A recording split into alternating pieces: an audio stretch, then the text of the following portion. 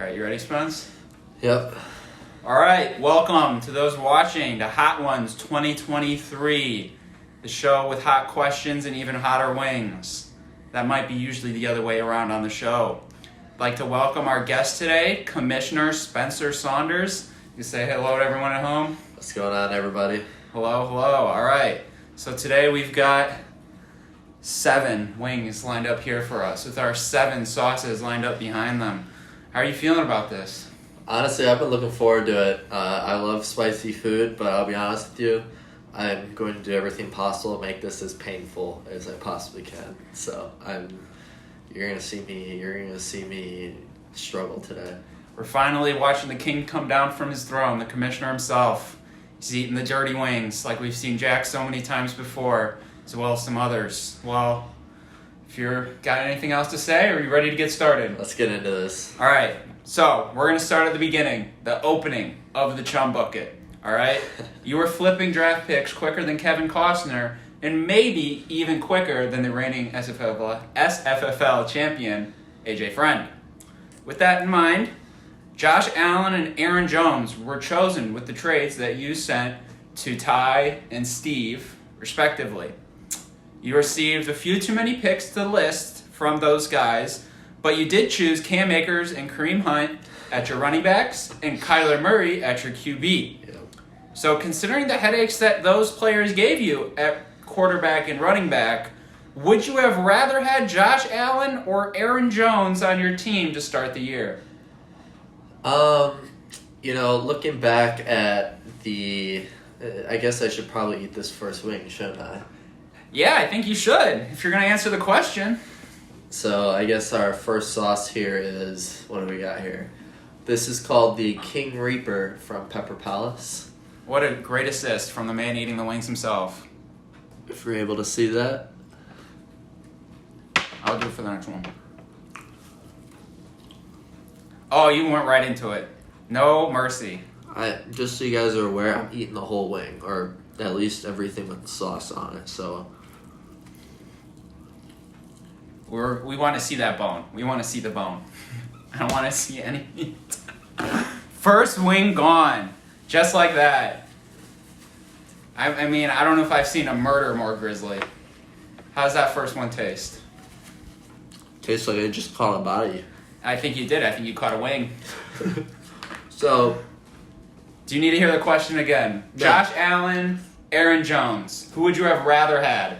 I don't need to hear the question again because all I did last year was look back at the draft board at what I did wrong.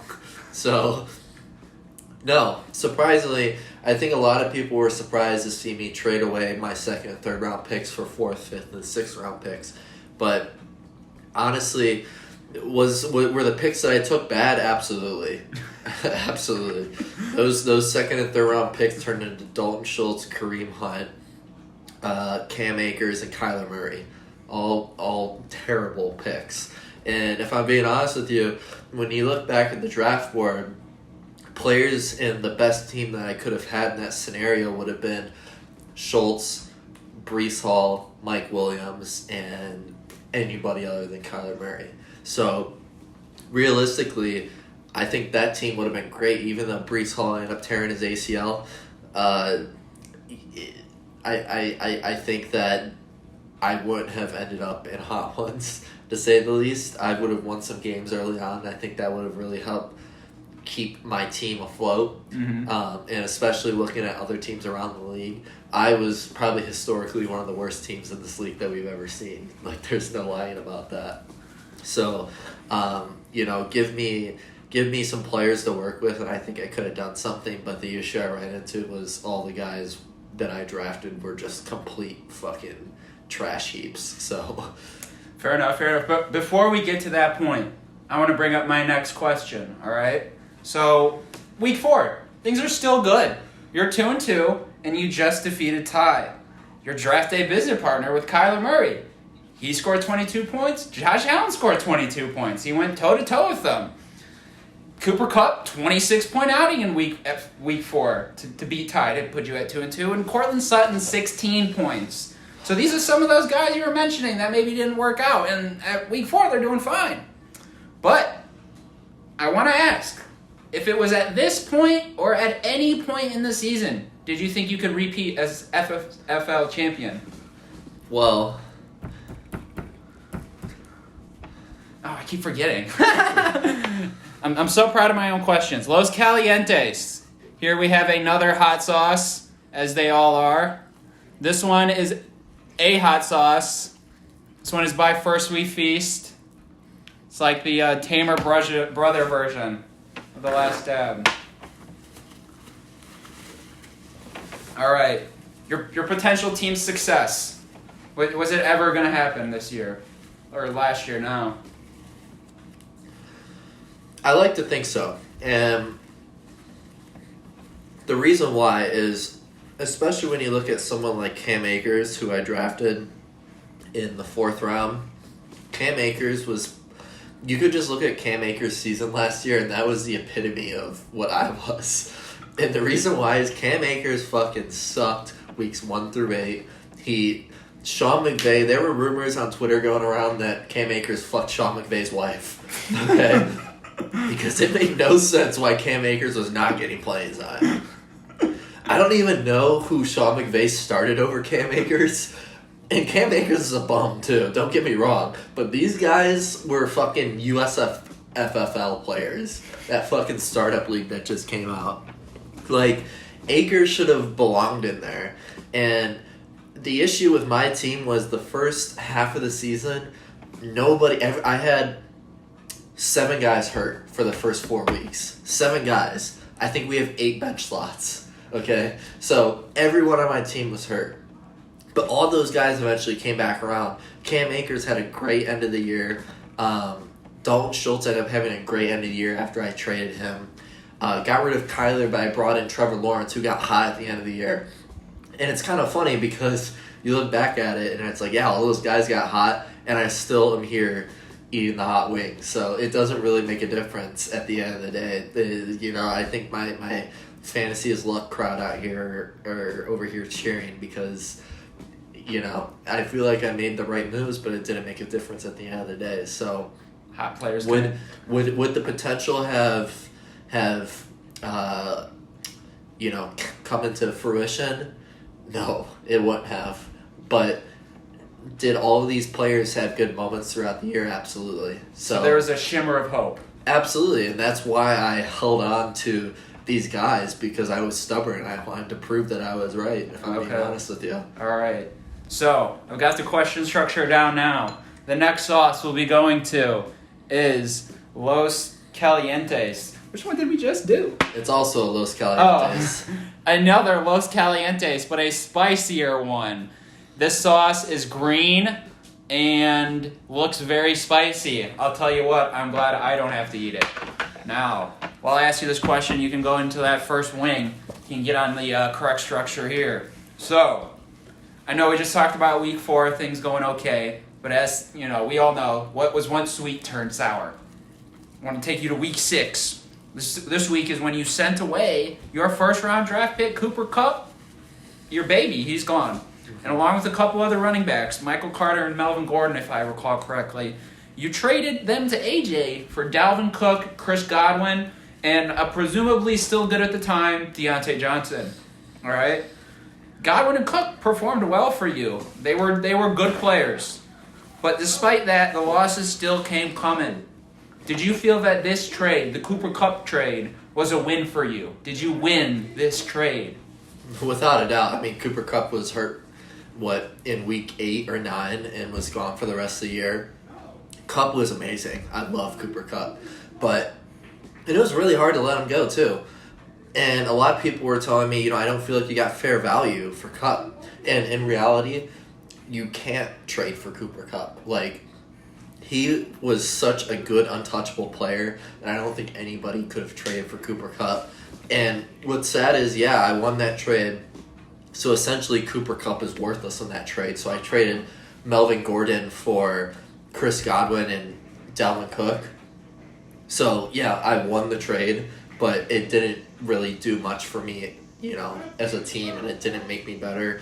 It kind of just saved me from, honestly, being the literal worst team in the SFL of all time. because had I have been rolling out Cortland Sutton as my best player in my lineup, we would have been fucked. It would have been game over.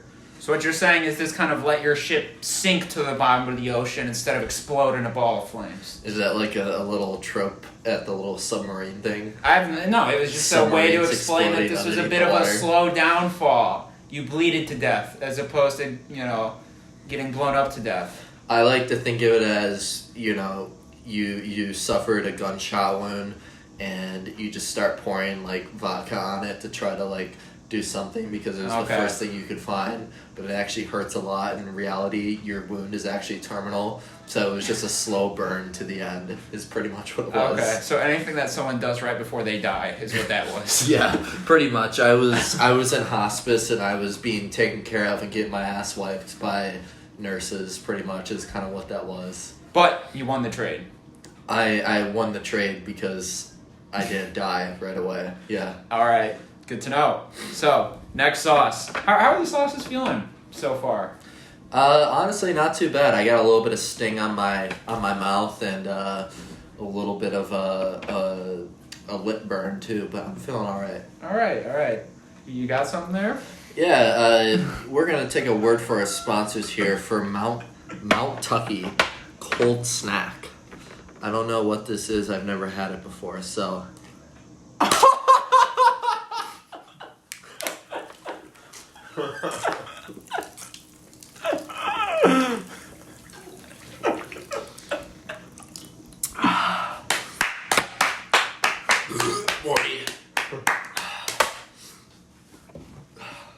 Alright. Impressive. That was our commissioner shotgunning a beer like it was a juice pouch. A fucking Capri Sun. Yeah, I've seen them taken down slower. Jesus. Alright then. Alright, so following up after our brief sponsor, we have the Sweeter Reaper hot sauce. I'm not going to trust the camera to focus. This hot sauce has a rainbow in the background and a balloon with a smiley face. We'll have to see if that's how our commissioner is feeling in a few moments. Should I dip this in the beer plate that I just poured? So, we were at week 6 a moment ago. Right now, we're going to move on to week 8. So, by the time we get to week 8, you only have 2 players left from the 10 first players that you drafted. All right? Those 2 players were Kareem Hunt and Kadarius Toney. The other 8 out of the first 10 are gone. You traded them. What did you see in these 2 guys that protected them from every trade and every transaction that transpired up to that point? Who were the 2 guys? Your boys, Kareem Hunt and Kadarius Toney. Oh, of course. Why them? Why did they stay? Cooper Kupp out the door, Kadarius Toney in the house. Because I'm a Kadarius Toney truther. I mean, I don't know if you guys have seen the memes, but Kadarius Toney, that man's a fucking Martian. Like, he literally is not from this planet. And you watch Kadarius Toney move on the field, he's like a fucking butterfly. He just floats out there.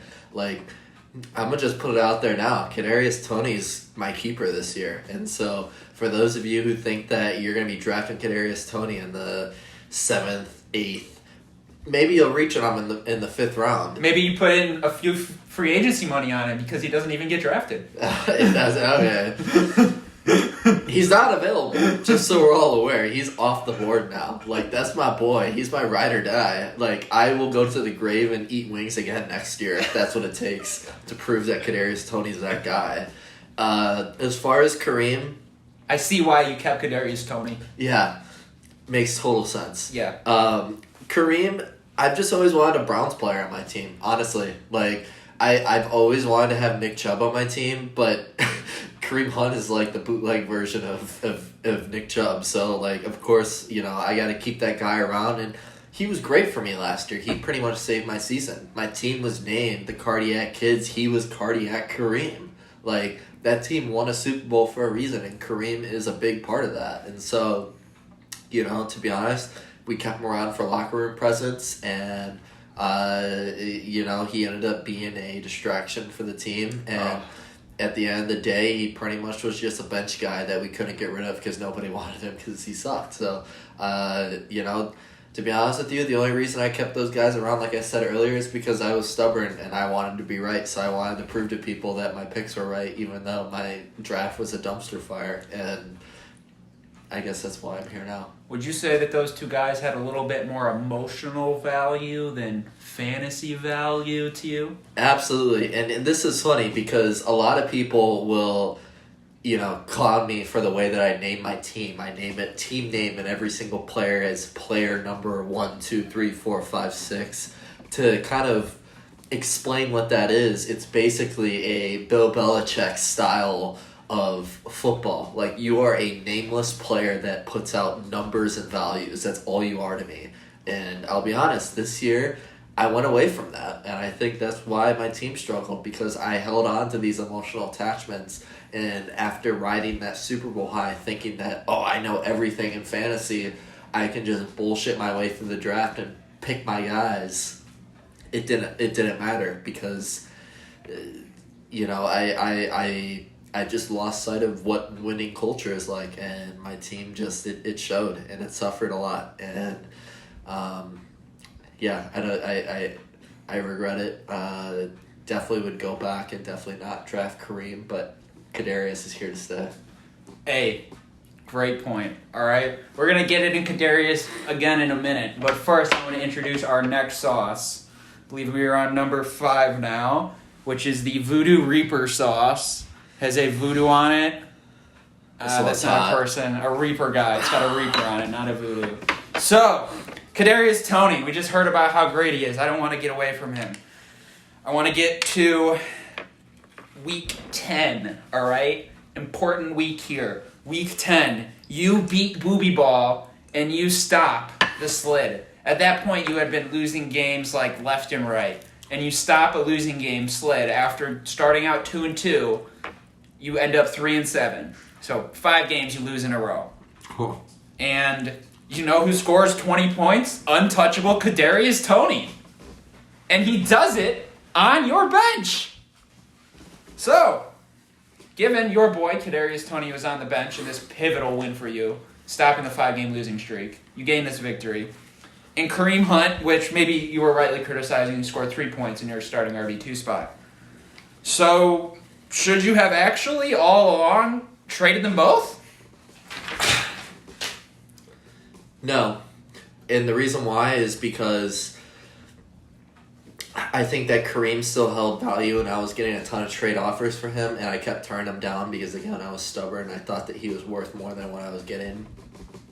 Wow, that sauce is really hot. I'm doing this with no water, by the way. Yes, no bev. Spencer wanted to make it very clear, other than shotgunning a beer, there was no beverages consumed, which... Here's the one he's I think I'm, seeing the Grim Reaper right now. I'm literally, at death's door. Ow. This hurts a lot. What was the question again? What was the question? All right. So, first win. You stopped the 5-game losing streak. You beat Booby Ball, who will be important later, Joey's team. You defeat Booby Ball. You're 3-7. You finally get a victory that you've been missing out for so long. Untouchable, as you mentioned, you're keeping him. Kadarius Toney scores 20 points. 20 points! He's on your bench, though. So, should you have traded him if you're not even going to start this person you have, as you mentioned, this emotional attachment to? Nobody believed in Kadarius Toney but did you? You didn't start him when you won. Yeah, because he was just a bench stash at that point. Eventually, I looked in the mirror after I traded Cooper Kupp and I realized my team was shit. And I told myself, I was like, you know what? You just gotta not get hot ones. And I still got hot ones. I think I texted a couple people. I was like, I'm only making this trade so my team is good throughout weeks 14 through 18 so that I can compete for hot ones. And it didn't mean shit. So, what would I have gotten for Kadarius Toney? Probably chump change. And I would rather hold on to the potential upside of his 20-point week that he had than take a guy who gets 5 points a week. And as far as Kareem, fuck him. He's not a Brown anymore. So I don't really care, to be honest with you. Kareem, should he have been traded? Yeah, but the best offer I got for him was Deontay Johnson. So That was probably a good trade offer. it probably was. It's probably But you got to realize the running backs that I had at the time were Kareem Hunt and who was the Jets backup? Michael Carter. Michael Carter. Those were my RB1 and RB2 at the time. So I couldn't trade Kareem Hunt because he was a consistent 3 to 5 points a week, and Michael Carter was a consistent 0. So I had to keep Kareem because he was literally my only surefire points that I could get. All right, we'll move on. We'll let you breathe from Kareem. I'm checking the camera. Make sure we... Also, I'll give you a second to compose yourself.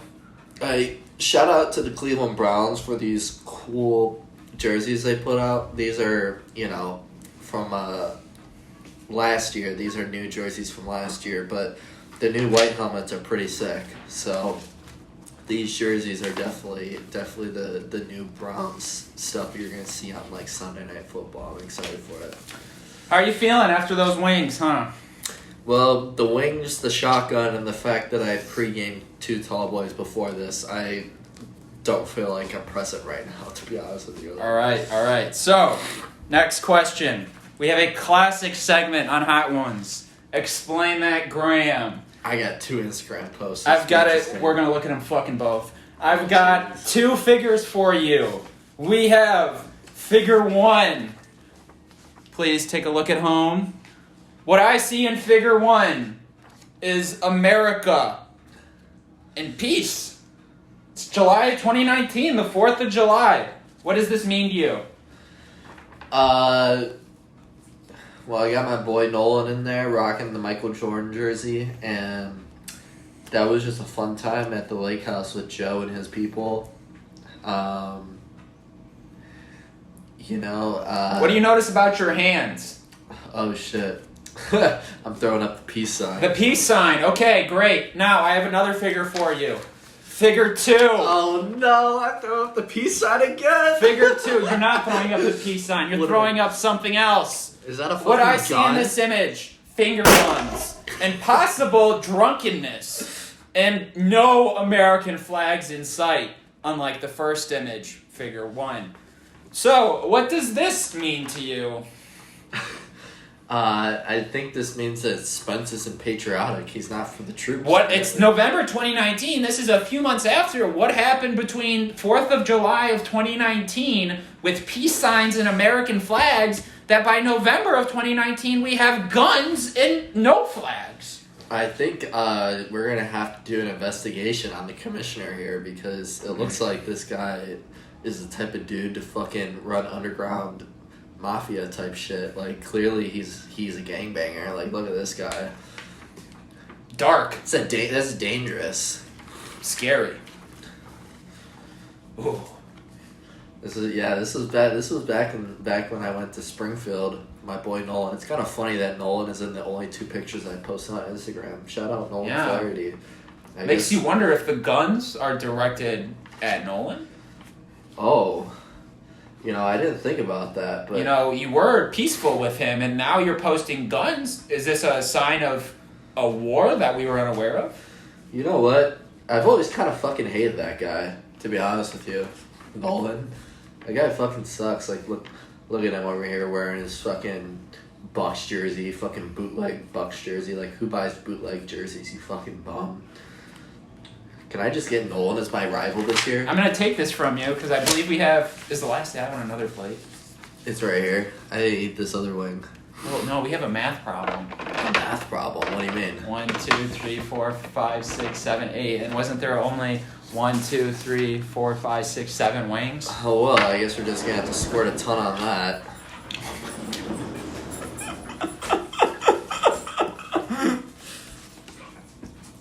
Oh, look at that. Oh, there's a hair in it, too. Sweet. That's kind of gross. So there's a plate full of sauce. And some bottles breaking on the floor. Oh, sorry, shit. AJ. Keep it rolling.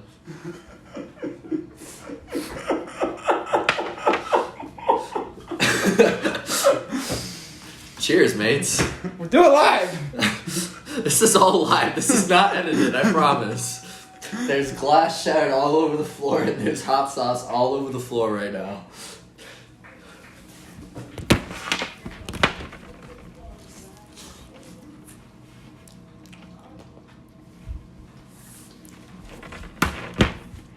They needed to see. What a shit show of an interview. No, that was hilarious.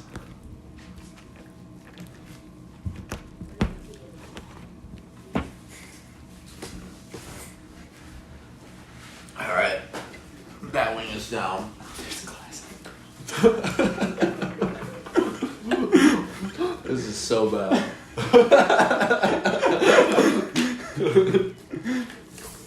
Alright, give me the next question. Alright. Is this the last dab wing, or you have one more after this? I don't know. I think we're out of wings. I think we're on. No, there's one right there. There's one right there. I've got 2 questions, but 1 wing. Okay. It's the last dab. So I'm gonna pick. I'm gonna pick your playoff loss. We're gonna pick that. Alright. Actually, no. I'll let you pick. Do you want to go over the DeMar Hamlin game of Week 17 as a commissioner, or your postseason loss? Which postseason loss was Booby ball. Give me a booby ball first. Oh, there's only gonna be 1. All right. We're moving into the postseason now. Okay. As I had mentioned, Week 16. Excuse me. Okay, because you had faced Nolan in Week 15, which Right. was bye week. So first playoff in the postseason. Same guy you beat to end your losing streak that I mentioned earlier to get to 3-7. All right, Chum Bucket has a starting lineup which consisted Oh God. of 0 players that you drafted. Do you feel that a starting lineup in your postseason loss maybe has something to say about your team for that game, or maybe has something to say about the whole season? Again, 0 players you drafted, you started in that playoff game. Well, clearly at that point I was just scrapping for players, if we're being honest. Like, what was even my lineup that week? Do you even know? You had quite a few trades, so I'm sure Cook and Godwin were in there. I'm sure Cook probably gave me a good 5 points. Yeah, I know Cook and Godwin were in there, and maybe a few other guys that you traded for, because you made a lot of trades. It's just part of the reason you didn't have any. But Sutton probably was in there because I never took him out of my lineup. I don't remember. He might have been hurt. Well, the point is, going back to like week 6 when I realized this team was not going to compete and even contend for a playoff spot, let alone even contend for an 8th place spot. You started 2 tight ends, actually. David Njoku and Dalton Schultz, right? Evan Ingram. Evan Ingram, yeah. Yeah, I did. Yeah, Oh yes. my God, that's when you know you're down. Yeah, man. Njoku and Evan Ingram. Were you? Yeah. Damn, that team's so bad. Yeah, honestly, if I knew I was gonna play Joe in the playoff or the losers bracket. So week 6, I pretty much picked out the like 4 to 6 teams that I knew were gonna be in hot You're ones. supposed to eat the wing while I ask the question. Well, you had one more question. I Oh, thought. okay. Right. So I knew the teams that I would be facing, so I was like, let me just try to build a team that can beat those teams in those weeks. And so that bullshit lineup that I threw together was my best chance, I feel like, at trying to compete, and I clearly got my ass kicked by Joe, and that sent me directly to hot ones. And Speaking of hot ones, I think we're at that moment. We have the last dab here. Will be coming up next.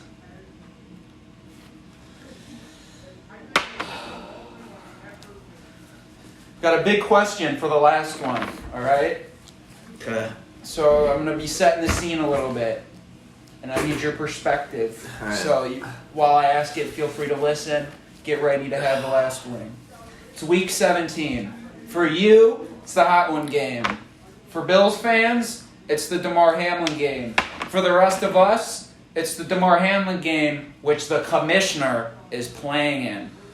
See, this game was like watching a car crash. Yeah. What is the commissioner going to do that, as a situation, is going to directly affect the game that he's in? Which is going to directly affect the very reason you are sitting here in front of me. So here's the question. What was your thought process during the Bills-Bengals game that was cut short as far as how to handle distributing points or any other solution you thought of as a commissioner and also as a Hot One Bowls participant during that time? What was going on in your head when the Bills-Bengals game was cut short and you were playing in the Hot Ones Bowl? This is kind of funny because I would say this is the one time as a commissioner I think I have two sides. I play two characters in this league. I play... I should probably eat this wing while I talk. Goes right in. He covered it in the last dab. It's completely covered. Oh, God. Oh, he's wincing. He's in pain. Just so we remember the question. Bills-Bengals game. It's cut short. How do we handle point distribution as commissioner? How do we handle the game as commissioner and also being in the Hot Ones Bowl? I'm not done yet. Oh, what does he have in store for us? What's he going to do? Cheers.